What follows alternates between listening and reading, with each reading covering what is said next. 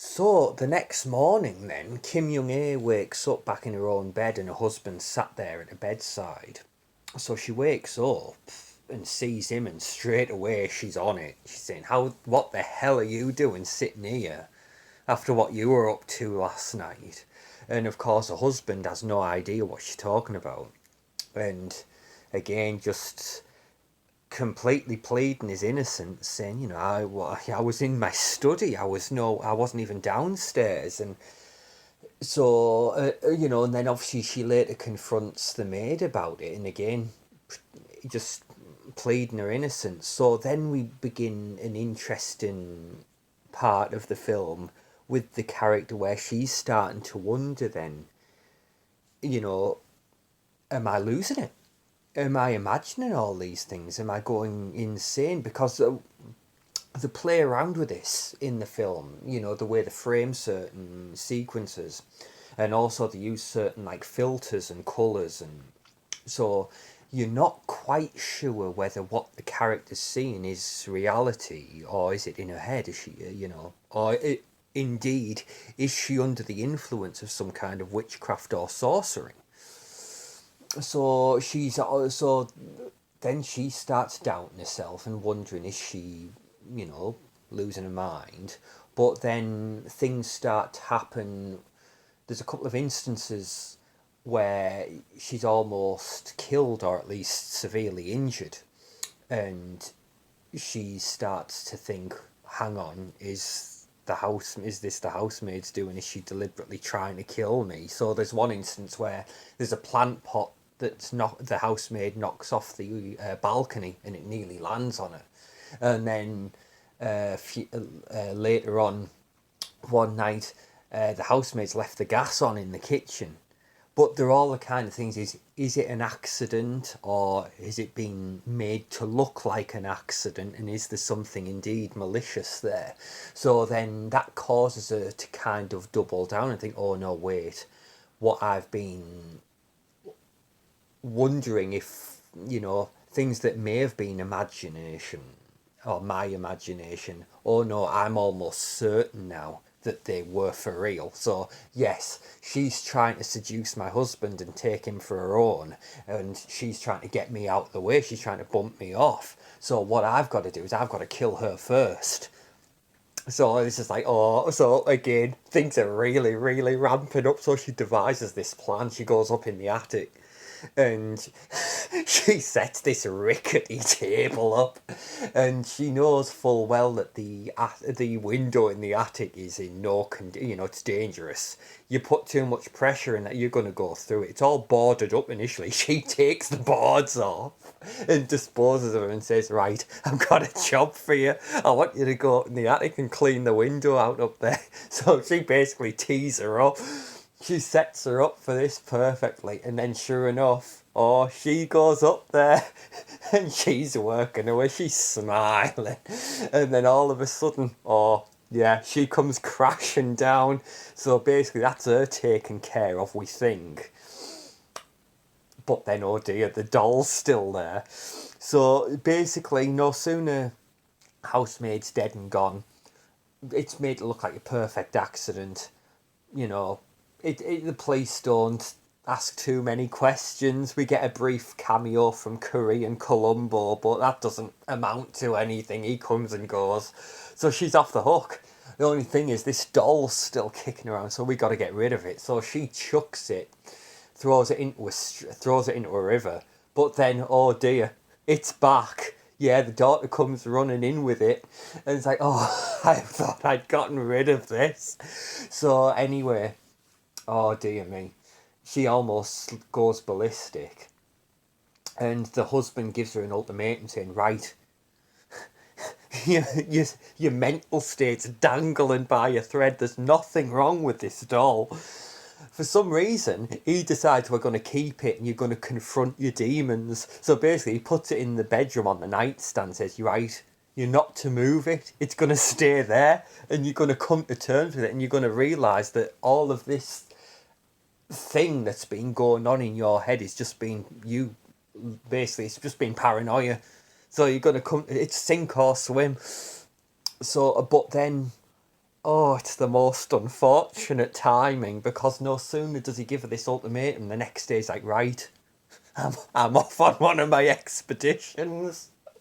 And I think it might be better for our daughter if she stays at the grandparents for a few days. So he's gone, and her daughter's gone, and he's leaving his wife alone in the house with the devil doll that we know by this point, yeah, this doll's for real. It's not in her head, it's for real, but her husband doesn't want to hear any of it. So, again, this is where, again, I use the word, but things do get ballistic now because you know, by the way, you get a feeling straight away the minute that the housemaid was killed. It's like, oh, genie's out of the bottle now, things are just going to go. So, sure enough, that night, they don't even make you wait because that night, oh, there's a storm brewing. It's a dark and stormy night. So, you know, she's getting herself all settled in for the night. And then, oh, this doll, yeah, things escalate. So basically, oh yeah, the doll starts moving and it chucks itself off the nightstand and then it rises itself up off the floor and then, oh, it starts to grow. So basically, this doll, it grows to full life size and then just all hell breaks loose, basically. So the doll chases her all round the house, but then something really, really fascinating happens because it turns into a 2-on-1 handicap match. Because not only is the doll there, then the ghost of the housemaid shows back up. Well, it's kind of like a 2-in-1. Is the spirit of the housemaid inhabiting the doll, or is it indeed two separate entities? Is it this doll that's obviously infused with all its witchcraft, and then also the ghost of the housemaid to come back with a vengeance? But again, it goes off the wall. And basically, the whole house gets destroyed. Windows are getting smashed. Chairs are getting thrown. Oh, we go into the study and all of the in the cabinet. There's cabinets in the study, you know, of all of like the different species, different kinds of butterfly that the husband's collected. Oh, that doesn't survive. All of that basically because it also, again, this might be unfortunate placement, but also in the study is the husband's golf clubs. So basically, the wife just again pursued by the doll just goes headlong into the study, just makes a beeline for the golf clubs, just grabs one and just starts swinging for the fences. So all of the husband's butterfly collection just gets wiped out. But that's just collateral damage. And yet, again, it's great. It's very, very well done as well. There's some beautiful camera work all throughout this film. And also the use of the way the light, some of the shot again, they've got some of that Mario Bava, Dario Argento lighting going on. It's a riot, man. It's great, and we get a full-on Shining sequence where basically the wife barricades herself in the bedroom, and the door gets just hacked in. We get a full-on almost shot-for-shot scene from The Shining. It's great. And then things, where does it culminate? Oh yeah, like it culminates in the bathroom. Because why wouldn't it? Because that's where it all started. And basically, somewhere along the line, Kim Young Ae's picked up this knife, and so she's armed at this point. And basically, yeah, she basically it all goes into the bathroom, and basically things break down. And at this point, the doll's kind of disappeared, and it's just the ghost now. So basically, they just have a set to, and they're grappling, and they take it down onto the floor. And then Kim Young Ae eventually gets, she ends up on top. And basically, yeah, she just drives the knife in, and drives the knife in, and she gets spattered with blood. So I think, oh wait, so because all this time you're still wondering, is this real, or is it in her head? But then you kind of think, oh right, we've got a blood spatter, so this is some kind of material evidence that, oh no, this is going down. But yeah, so basically it ends up, basically Kim Jong A eventually just basically kills for a second time the maid, and we assume, is she vanquished the spirits, the witchcraft? Is it all over? Is she gonna be okay? And then the film ends, and it's in one of those endings where it's abrupt, it's very sudden, and it's one of those where you just don't even know what to make of it, because the husband gets home the next day, glorious sunshine, the weather's cleared up, and anyway, he's happy-go-lucky, he gets out of his car, he's getting his bags, and he wanders in, and then he just, oh, Jesus Christ, look what's gone on in here. The whole house is being just, like I say, they've just ran roughshod. Everything's destroyed inside. It's like, what's been going on? And then anyway, he wanders through, and then he goes through into like the living area. Well, he goes through the living area and then heads towards like one of the bedrooms, and sure enough, it's the bedroom that the housemaid's had been living in. And the last shot of the film, you've got Kim Jong A sat by the bed, and she's holding the doll, and she's made up, and she's got the knife, and it's like, what's going on? So it's kind of like basically she's now being possessed.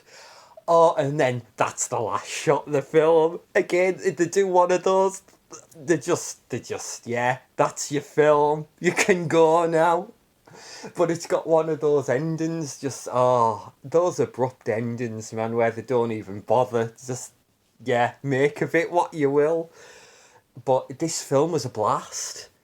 There's a Mondo Blu-ray of it that's available. I'm thinking of picking that up. Also, apparently TerraVision, they're doing a release of it, like a double pack, like 4K and Blu-ray release. So that might even be one to pick up. But this film was a treat. It was an absolute treat. It was a joy.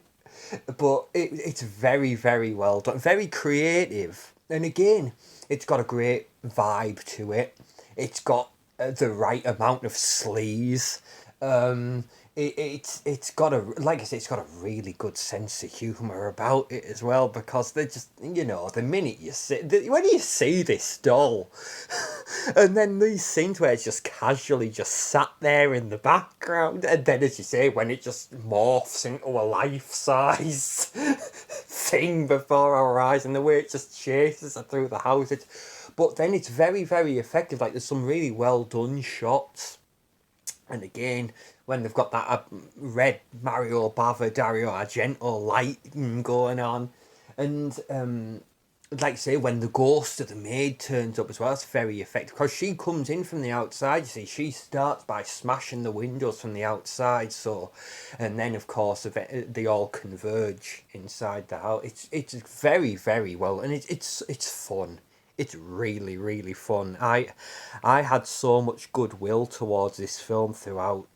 It doesn't really overstay its welcome. It's about an hour and 40 minutes. But again, you've got like that, the time for the setup, and then this sense of, like things escalating and building up within Kim Jong A's character, and as you say, to the point where she's questioning, is this for real, or am I really going insane, and am I paranoid about nothing? But I honestly, this was a joy, and again, a total surprise. Just completely stumbled on this by accident, but very, very fun, very well done. So again, if you guys haven't heard of it and have never seen it, it's something that's included with Amazon Prime. So if you've got Prime and you're just looking for something maybe a bit spooky, maybe a bit fun to watch one night, yeah, you'd be really well served by this. But yeah, thank you for indulging me. This has just been so much fun. It's basically talked about itself. It didn't take any thinking about. But this was a lot of fun. Thank you for listening to me hammer on, and I'll see you all in the next one. And if you check it out, hey, enjoy. Thank you, everybody. Bye bye.